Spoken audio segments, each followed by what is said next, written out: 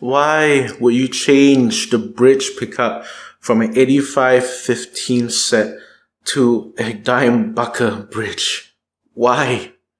Why would you do this? A few moments later. Okay, you know what? It's not that bad.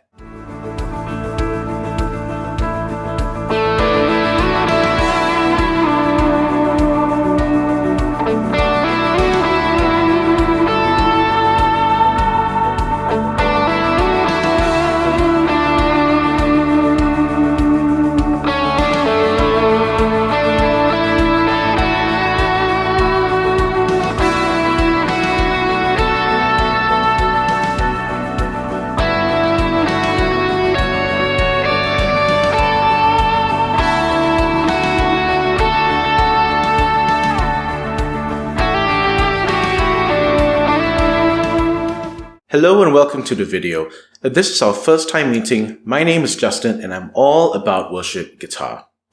On this channel, I provide guitar lessons, tech implementation, and talk about all things related to guitar and worship ministry. Please subscribe and hit that bell notification button so my content reaches to you directly. It will really help me out.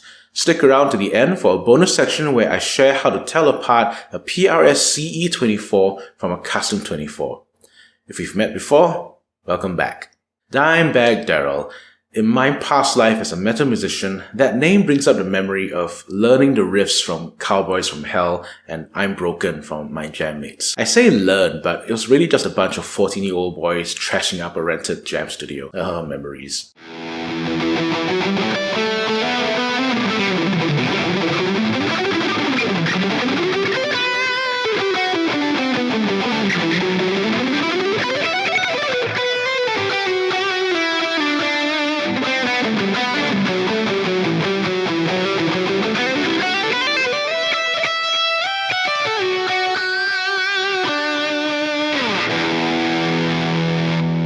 This PRS CE24 is not mine. It's on loan from my best friend Chow Yan, who serves as a fellow guitarist in worship ministry.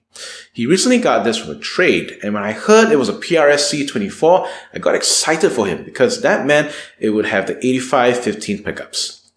Then he said that the original owner swapped out the bridge pickup for a Dimebucker and lost the original pickup. So many questions.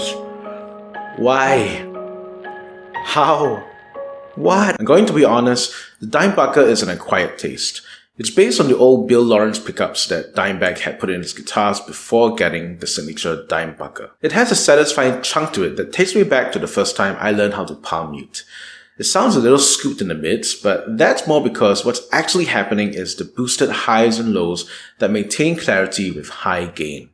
And to be clear, it is a very high output pickup. If you want a slightly old school sound, this is pretty cool.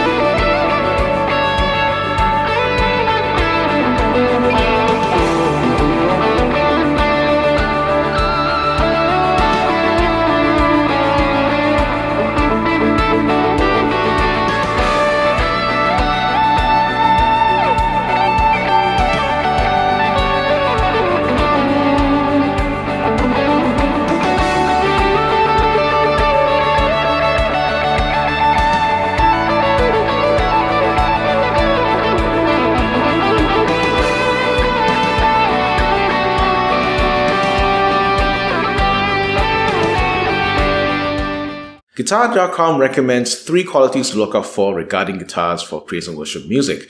They have to look the part, they have to possess sparkling yet quiet cleans, and they must be versatile enough to go from lighter tones to punchier tones. Regarding looks, come on, this is a PRS.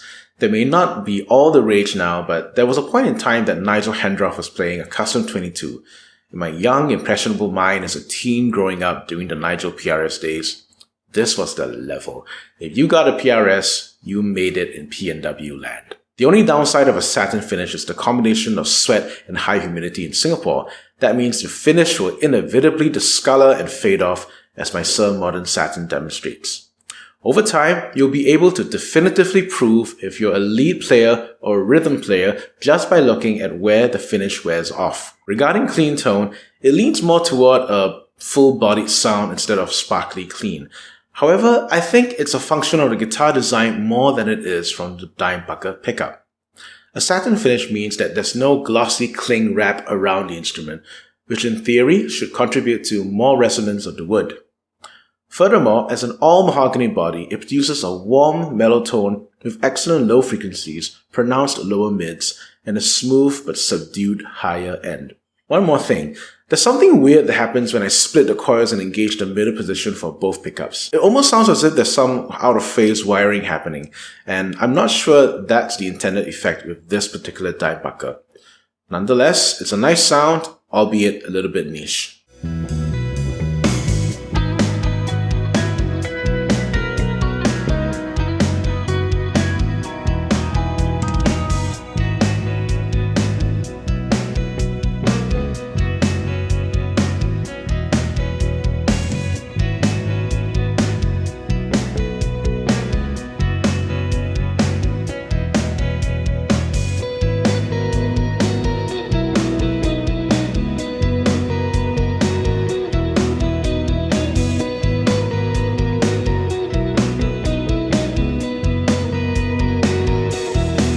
Regarding tonal versatility, I did find that the guitar sings loudest and proudest in the context of rock music.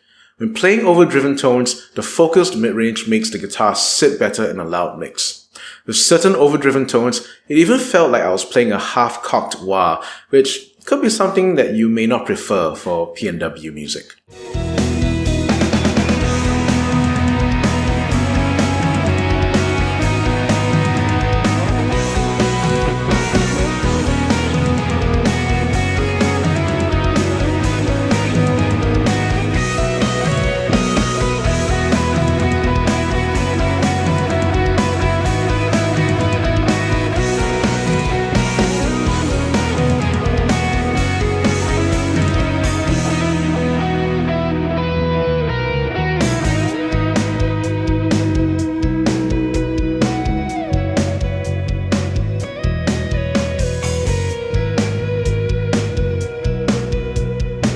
If you stayed this far into the video, welcome to today's bonus section where I share how to tell apart a CE24 standard and a custom 24.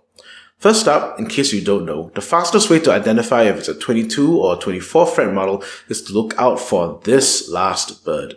It's a screech owl in a branch, and in researching for this video, I got to find out the names of the other birds too. Pretty neat. The CE24 model is PRS's classic electric, hence the designation CE. How do you tell apart a CE24 from a custom 24? To tell if it's a CE model, you simply have to look at the back for a neck plate. That's not for cosmetic purposes. That's a traditional neck plate that covers the screws for the bolt-on neck. That's right, the classic design feature of the CE model is the fact that it's a bolt-on. Particularly for this model, this is a 2017 CE24 standard satin, which is an all-mahogany body with no maple cap.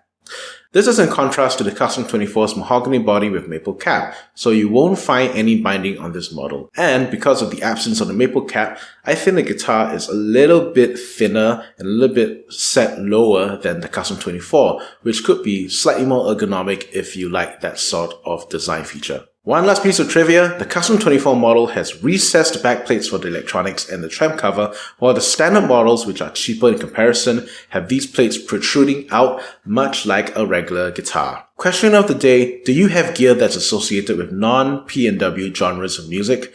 I'd love to find out what non-P&W gear you guys use. That's it from me. Thank you for watching this video. Please feel free to share it with someone whom you know is interested in non-standard praise and worship gear. If you've liked what you've seen, please consider subscribing and hitting that bell notification button. Until next time, this is Justin signing off.